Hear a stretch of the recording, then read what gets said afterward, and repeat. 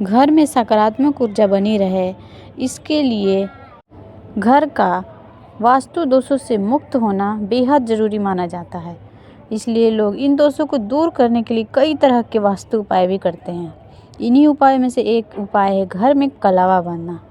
कलावा, जिसे मौली या रक्षा सूत्र भी कहा जाता है, यह शुभता और सुरक्षा का प्रतीक है।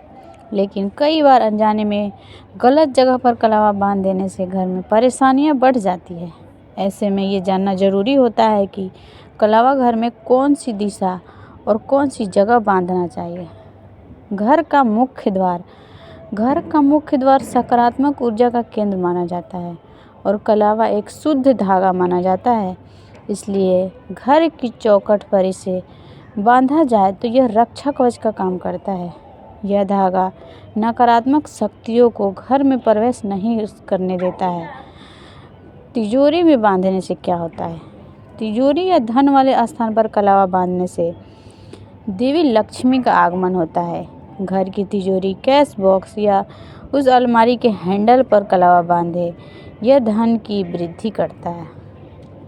पूजा के कलश, पूजा में स्थापित कलश में इसे सभी देवी देवताओं, पवित्र नदियों, ऊर्जा और समृद्धि का निवास समझा जाता है।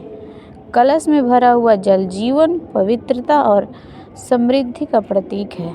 इसी कारण पूजा के समय कलश के मुख पर कलावा बांधना बेहद शुभ होता है। यह माना जाता है कि कलावा कलश की दिव्यता को बढ़ाता है। तुलसी में सकारात्मक ऊर्जा और शुद्धता आरोग्य का स्रोत मानी जाती है।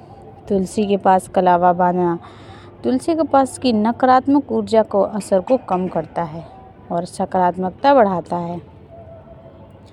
कलावा बांधते समय हमें कुछ नियमों और इन बातों का विशेष ध्यान रखना चाहिए। कलावा बांधने से पहले अपने हाथ धोएं, साफ सफाई का ध्यान रखें। अगर संभव हो तो पूजा के दौरान या मंत्रोच्चारण के समय कलावा को स्पर्श करें, इससे वह अधिक शुभ माना जाता है। मुख्य द्वार पर कलावा बांधते समय पूर्व या उत्तर दिशा की ओर मुख करके बांधना चाहिए। तुलसी के पास कलावा बांधते समय पूरब की ओर दिशा मुँह करके ही कलावा बांधें। तो दोस्तों, आपको क्या पहले जानकारी ये पता थी?